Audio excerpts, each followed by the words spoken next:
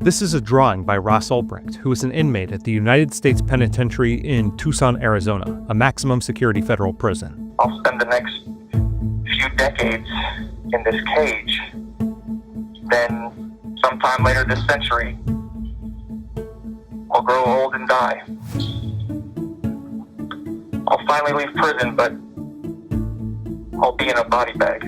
Ross was arrested at 29. Now he's 40. He faces a double life sentence plus 40 years with no possibility of parole for creating the Silk Road, a dark web marketplace that facilitated $1.2 billion in bitcoin-denominated transactions. But a second chance might be coming from an unlikely savior.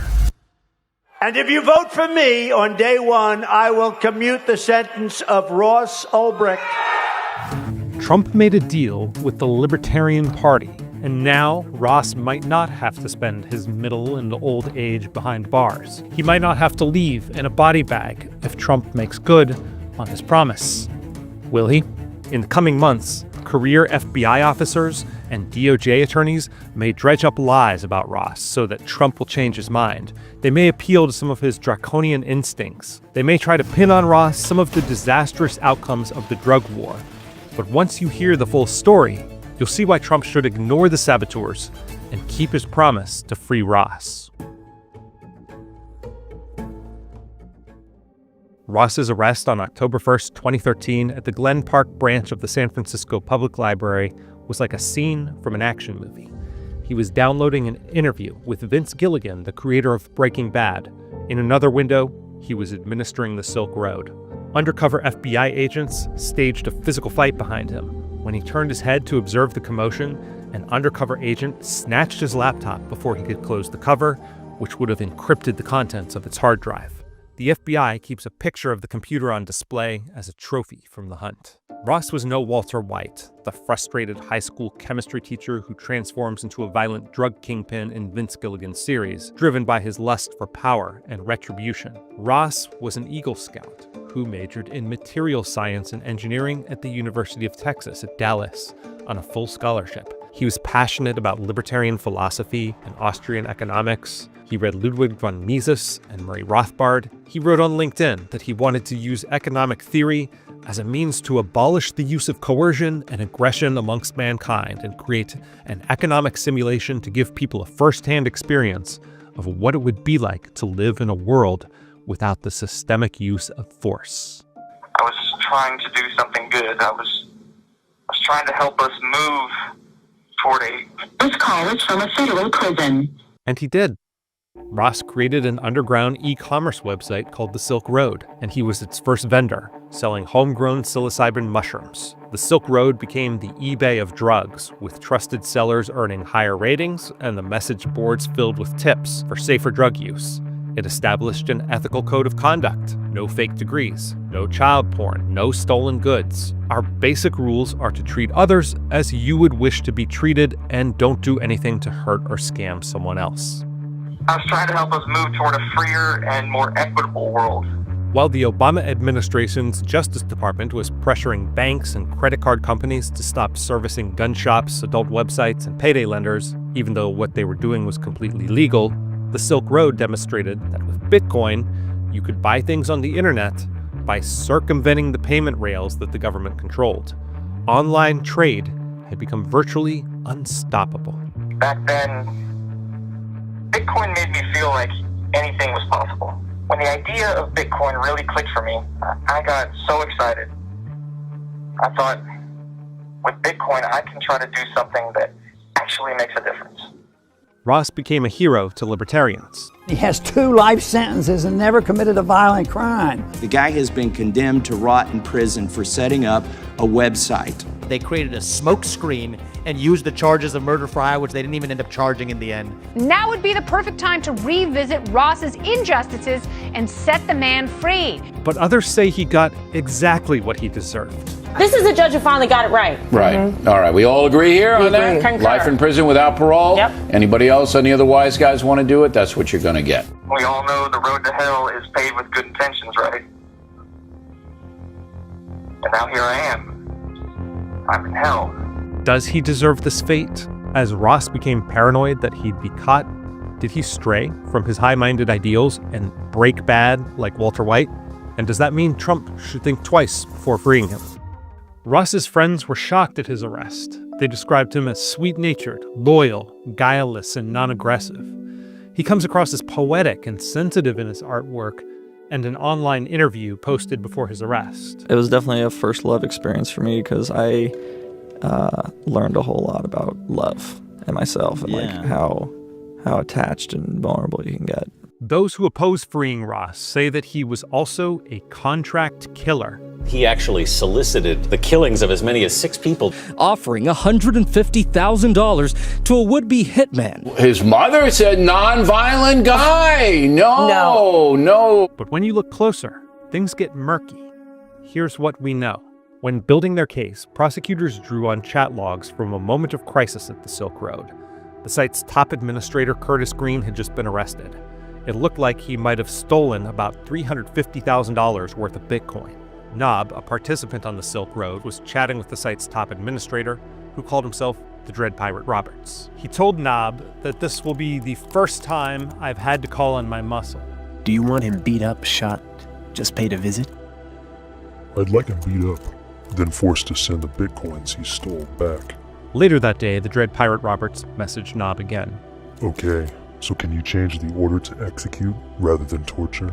He was on the inside for a while, and now that he's been arrested, I'm afraid he'll give up info. Nob sent the Dread Pirate Roberts a picture of what looked like Curtis Green being tortured and killed. I am pissed I had to kill him, but what's done is done. It turns out that Nob was DEA agent Carl Force, one of 2 investigators on the case, who went to prison for embezzling Bitcoin during the investigation. He had staged Green's murder. But maybe the Dread Pirate Roberts, who was chatting with the corrupt undercover agent who set up a fake hit, wasn't actually Ross Ulbricht. After all, the name was inspired by the film The Princess Bride to describe a character inhabited over and over through many generations. I am not the Dread Pirate Roberts, he said. My name is Ryan. I inherited the ship from the previous Dread Pirate Roberts.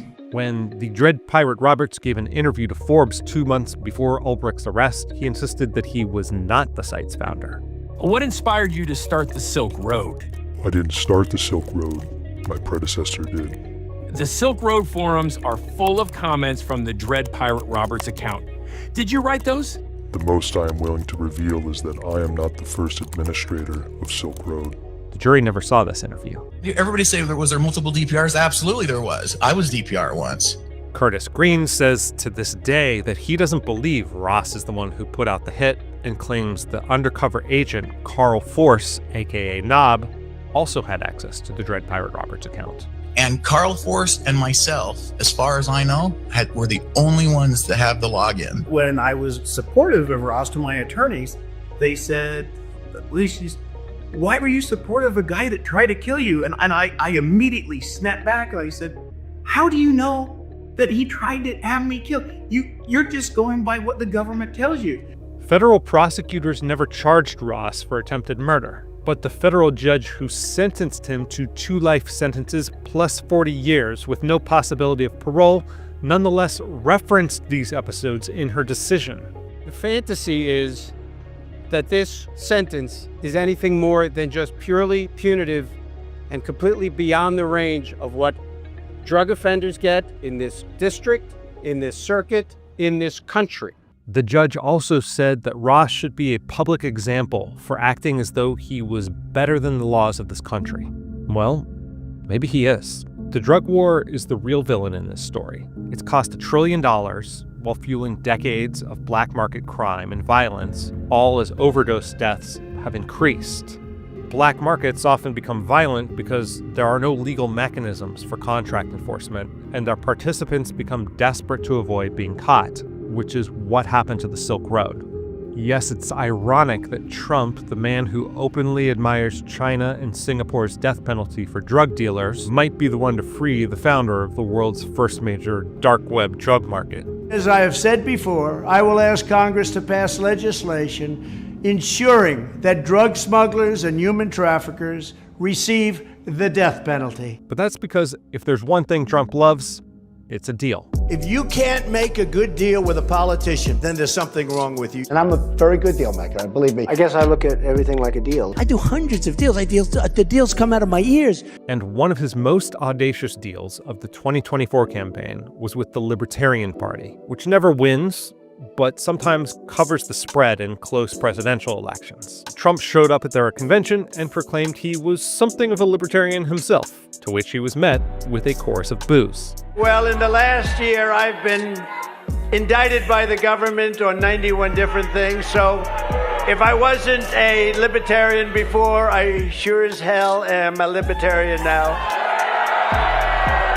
But behind the scenes, something else was going on. Trump had struck an agreement with the Libertarian Party leadership. And if you vote for me on day one, I will commute the sentence of Ross Ulbricht. Don't spoil this election for me, and I'll free your boy Ross. He's already served 11 years. We're going to get him home. Ross Ulbricht is one of our own. He is a libertarian. And he was inspired to do this website because of his libertarian beliefs. Libertarian National Committee Chair Angela McArdle says Trump's former Director of National Intelligence, Richard Grenell, set up a meeting between her and the president at Mar-a-Lago during the 2024 campaign. Rick is like, well, President Trump is a deal maker. You ask for the world. You ask for whatever you think, you can get, and it'll probably land in the middle. He likes making deals. And so I really still, I was anxious to ask too much and have Ross fall by the wayside. So I really hit home, like, we just want you to free Ross Ulbricht. Like, that's the most important thing. And he said, I love freeing people. I'll do that. After the party's nominating convention, McArdle vowed to only back its own candidate, Chase Oliver, in non-competitive states favoring the Democrats. Trump won by thin margins in several swing states, while the Libertarian Party finished with its lowest vote share in 16 years. It was sort of this glorious miracle, the way things unfolded. It couldn't have been better for making sure that Donald Trump was incentivized and to stick to his promises. So now it's time for Trump to keep his end of the bargain. The Silk Road began as Ross's idealistic attempt to make the black market just a little safer by creating a place where people could vet buyers, avoid risky in-person transactions, find untainted drugs, and share safety information.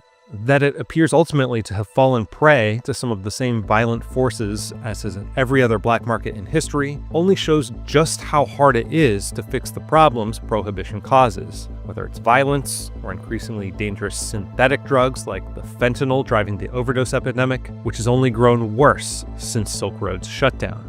Unless and until the government wises up and takes a different approach to drugs, our choices are places like the Silk Road and its many imitators since, or the cartels. When I am president, it will be the policy of the United States to take down the cartels, just as we took down ISIS and the ISIS Caliphate. We tried decapitating the cartels in the early 2010s, and it led to an even bloodier situation in Mexico. The last war on the cartels led to the rise of the notorious El Chapo. Once he was arrested, others took his place. The cartel transformed into a more decentralized and resilient umbrella structure, and the fentanyl flow increased, with seizures nearly doubling between 2021 and 2023. As long as there's a strong demand for drugs in America, it seems that there will be willing suppliers. Drug prohibition has failed, and no amount of bluster about executing dealers or going to war in Mexico is going to change that. But even if you disagree and think Trump can somehow finally win the drug war, it still doesn't justify keeping Ross locked up through his 40s. He'd already be out if he'd accepted the 10-year plea deal the government offered him. He served his time and expressed remorse. To the extent that my actions led to drug abuse and addiction, I'm sorry. Ross has been a model prisoner, pursuing his master's in psychology, teaching and serving as a conflict mediator on the inside, and collecting over 150 signatures of support for his release from fellow inmates. It certainly would be a far more defensible intervention than Joe Biden's self-serving pardoning of his son Hunter for all potential crimes covering more than a decade. What are you going to do over the next 5 years? Like one sentence.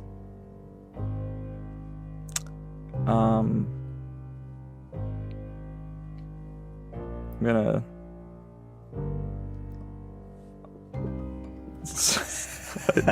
gonna do a few things. So one sentence isn't enough, damn it. But I want to. Pretty sure I want to start a family in the next 5 years. Nice. Okay.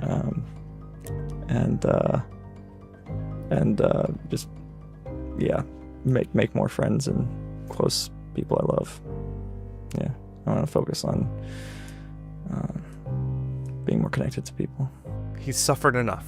Donald Trump made a deal, and many of Ross Ulbricht's supporters voted for him, or at least not against him, because of that deal.